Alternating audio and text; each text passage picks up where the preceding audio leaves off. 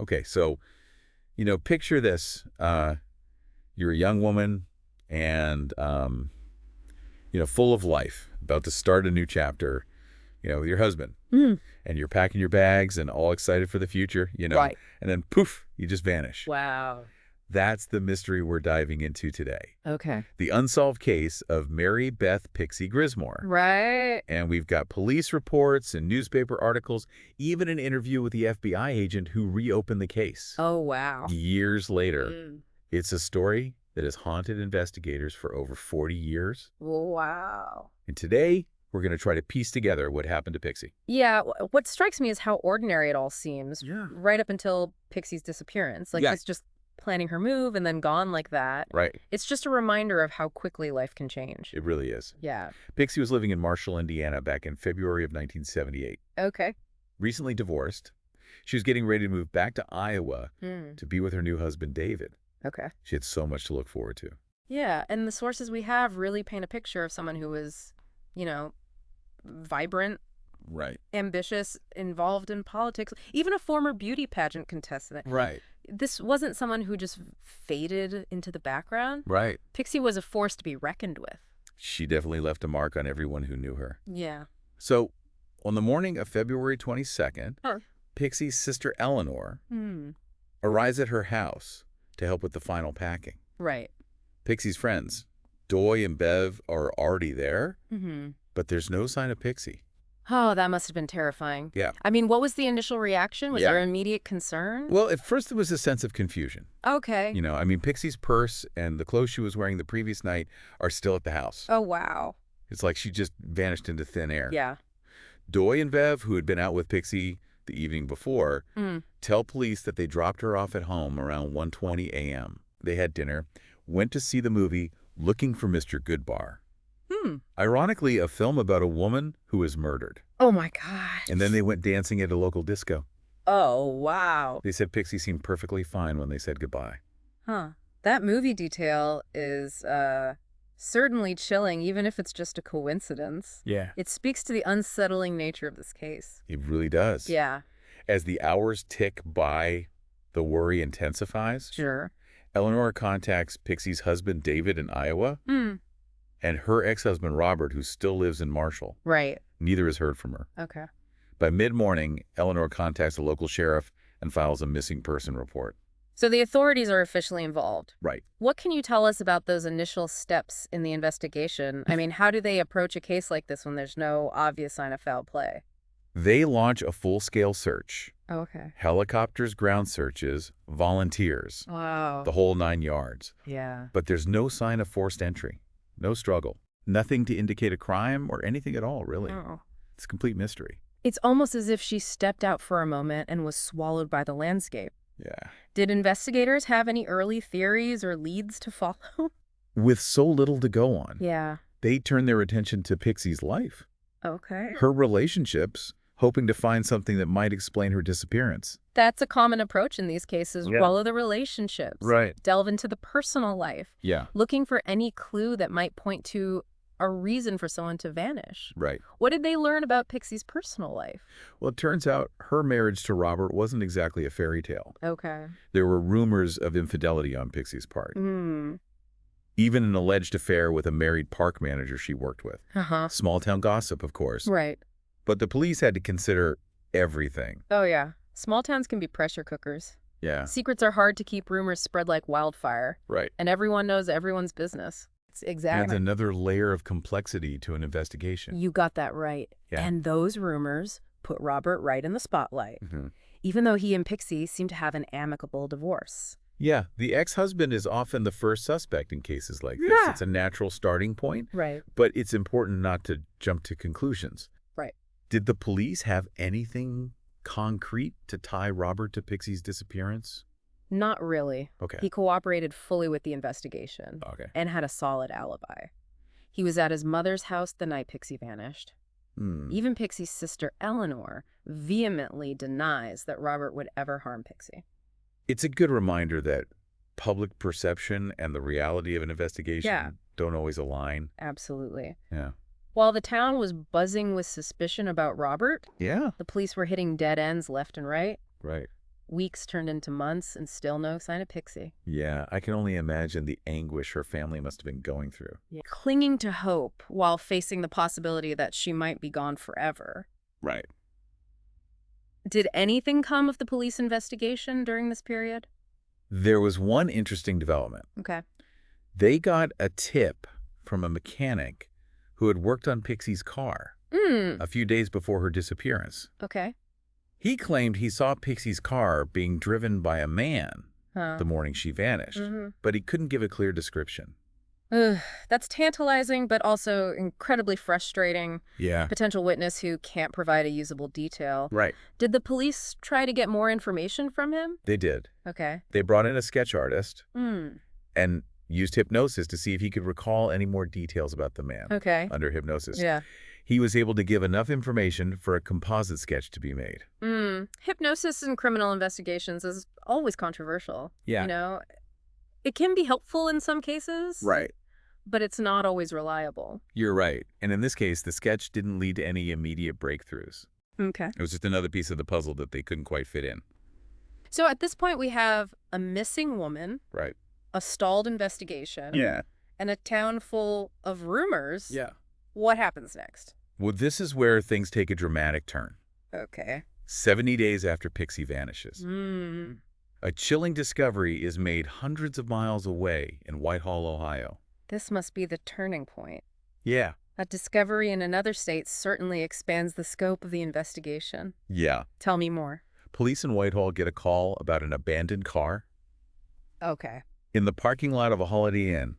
When they arrive, Yeah. they find a silver blue 1973 Ford Thunderbird, Pixie's car. Oh, wow.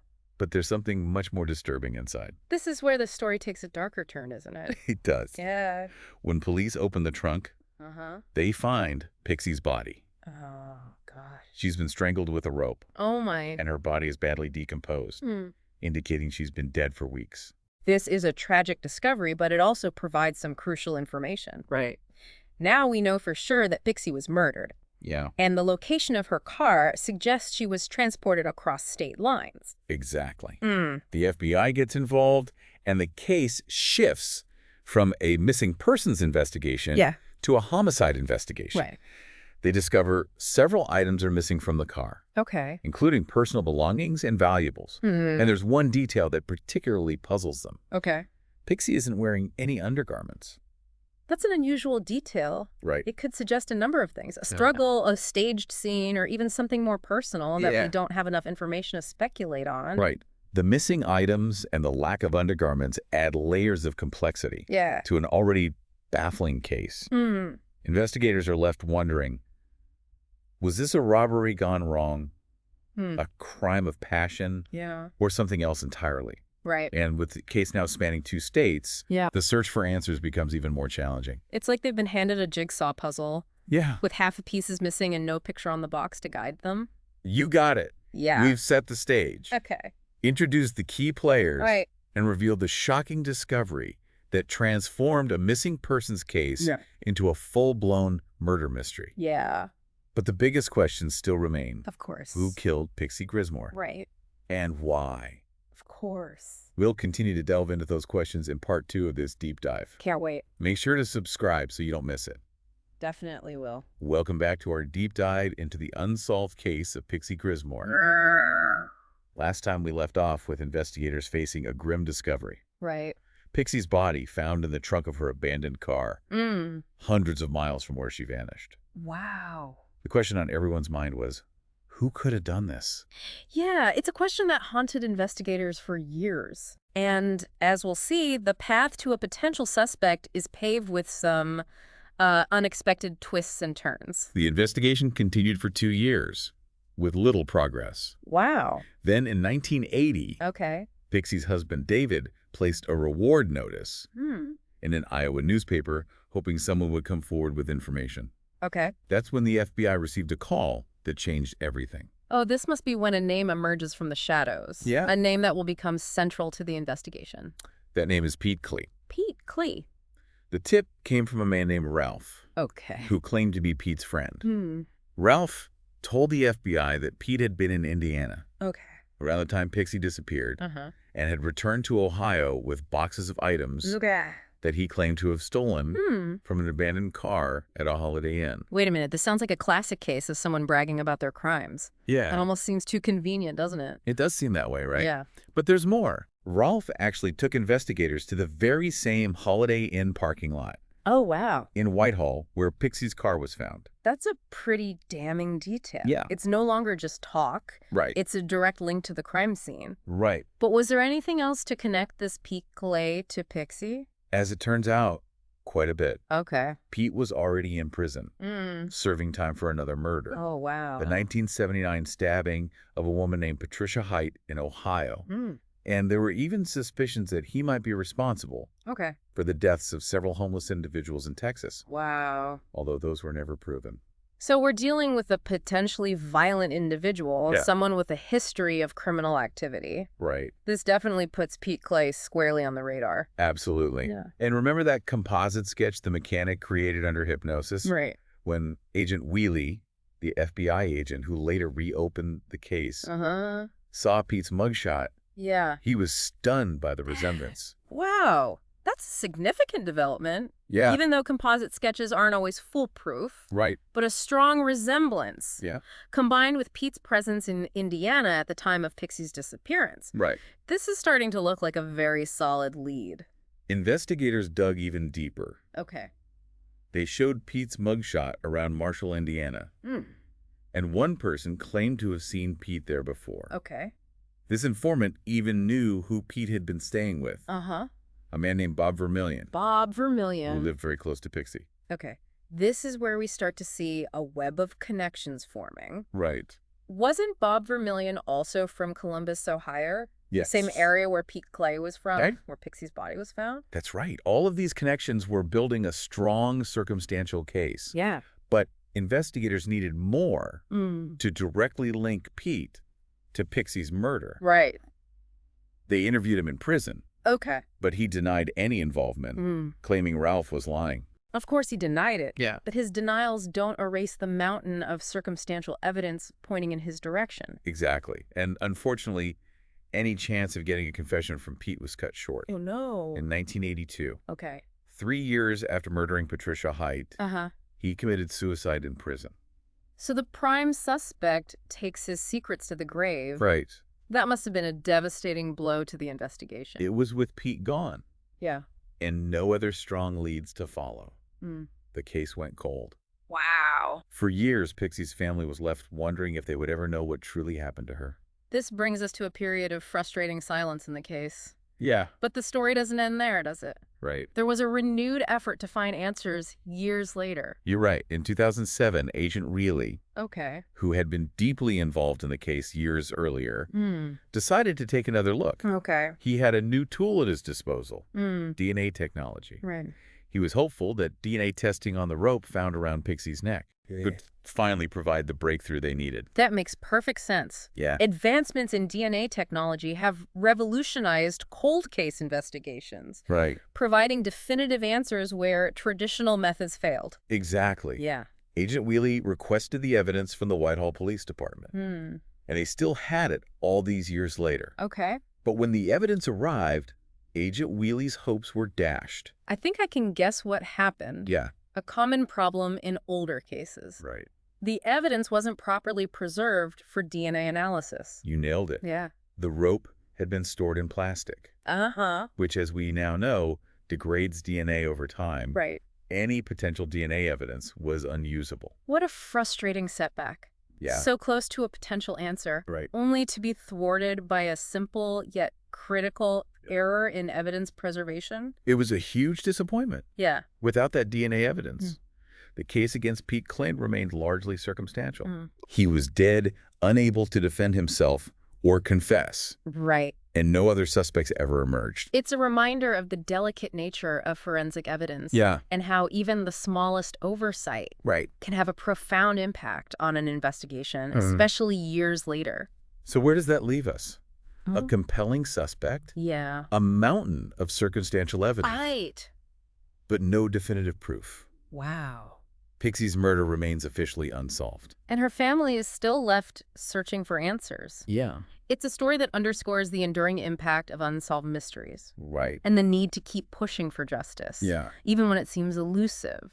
We'll explore those lingering questions Okay. and the ongoing search for truth in Part 3 of our deep dive. Yeah, wait. Don't miss the conclusion of this gripping story. We're back for the final part of our deep dive into the Pixie Grismore case. Right? We've uncovered a lot of ground from Pixie's vibrant life and sudden disappearance Yeah. to the chilling discovery of her body and the emergence of Pete Klee as the prime suspect. Right. But even after examining all of the evidence, we are still left with a crucial question. Yeah. Did Pete Klee actually kill Pixie? That's the question that continues to linger, isn't it? Right. We have a lot of compelling circumstantial evidence, Yeah. but as we've discussed, nothing definitive. Yeah. It's like having a puzzle with most of the pieces, but no picture to guide you. Right. So let's examine this from both sides. Okay. What are the strongest arguments that point to Pete's guilt? Well, to start, we have his friend Ralph placing him in Indiana, Right. right around the time that Pixie disappeared. Yeah. And Ralph claims that Pete came back to Ohio with stolen items Uh-huh. and even led him to Pixie's car in that Holiday Inn parking lot. Right. It's hard to dismiss that as just a coincidence. It does seem like an awfully big coincidence. Yeah. And then there's that striking resemblance between Pete's mugshot Right. and the composite sketch that was created by the mechanic under hypnosis. Yeah. That adds another layer of credibility to Ralph's story. And we can't forget about Pete's criminal history. He was already in prison for murder. Yeah. And there were suspicions about his involvement in other deaths as well. Mm-hmm. It paints a picture of a man capable of violence. Yeah. Someone who might not think twice about taking a life. It's a disturbing pattern for sure. Right. And it aligns with the brutal nature of Pixie's murder. Right. But even with all of this evidence, Yeah. we have to acknowledge that there are holes in the case. Sure. Pete never confessed. Right. And everything connecting him to Pixie is circumstantial. Right. What if Ralph was lying or exaggerating the story to get the reward money? That's a valid point. We know witnesses aren't always reliable, Right. and their motivations can be pretty complex. Yeah. Is it possible that Ralph had some other reason for pointing the finger at Pete? Maybe a personal grudge or even a desire to protect someone else? It's definitely something to consider. And what about those items that were missing from Pixie's car? Yeah. Those were never found. Right. So we don't have any physical evidence directly linking Pete to the crime. That's true. Those missing items could have been the key to solidifying the case against him. Right. If those items had been found in Pete's possession, Yeah. it would have been much harder for him to deny his involvement. We are left with so many unanswered questions, enough to raise strong suspicions, Yeah. but not enough to definitively solve the mystery. Right. It's a frustrating situation for everyone involved, Yeah. especially for Pixie's family. Right. They have lived with this for over 40 years. Yeah. Imagine the weight of not knowing what happened to your loved one. It's a testament to their strength and resilience. Yeah. That they continue to seek answers even when hope seems so dim. Right. And while we may never know for sure what happened to Pixie, Right. cases like this offer valuable lessons. You're right. They remind us about the importance of thorough investigations. Yeah. And the need to properly preserve evidence. Right. Imagine if that rope had been stored correctly. Exactly. We might have had DNA evidence that could have confirmed or ruled out Pete's involvement. It's a stark reminder that even the smallest oversight Yeah. can have a huge impact on an investigation, Right. especially after so many years have passed. And as technology advances, Yeah. who knows what new forensic tools might be developed? Right. That could help shed light on this case and countless others. Absolutely. But beyond the investigative aspects, Right. Pixie's story reminds us of how precious life is Yeah. and the devastating ripple effects that violence can have Right. on individuals, families, and communities. It's a sobering thought. Yeah, although this deep dive hasn't given us a definitive answer, Right. it has brought us closer to understanding the complexities of this case Yeah. and the mystery that continues to surround it. Right. What stands out to you as the most impactful takeaway from all of this? I think for me, it's the realization that sometimes, even with our best efforts, the truth can remain elusive. Right. We have examined the evidence. Yeah. We have explored the possibilities. Yeah. But some questions may never be fully answered. Right. And it's okay to sit with that. Yeah. Life is full of unknowns, and sometimes we have to accept ambiguity. I agree. Sometimes closure doesn't come from finding all of the answers. Right. Sometimes it's about recognizing the unanswered questions Yeah. and finding a way to move forward despite the weight of the unknown. Right. And for listeners who are intrigued by Pixie's story, Yeah. we encourage you to visit our show's website. Oh, We included a list of the items that were missing from Pixie's car. right. And maybe, just maybe, Yeah. someone out there has a piece of information, no matter how small, Right. that could finally bring closure to this case. Even the smallest detail could be the missing link. Exactly. If anyone has any information about Pixie's case, please contact the FBI. Their contact information is on our website as well. Before we wrap up, I want to leave our listeners with a final thought. Okay. Pixie's case may be unsolved, but her story continues to resonate. Right. It's a reminder to cherish the moments we have with loved ones and to never give up hope, even in the face of adversity. Beautifully said. And that brings us to the end of our deep dive into the unsolved case of Mary Beth Pixie Grismore.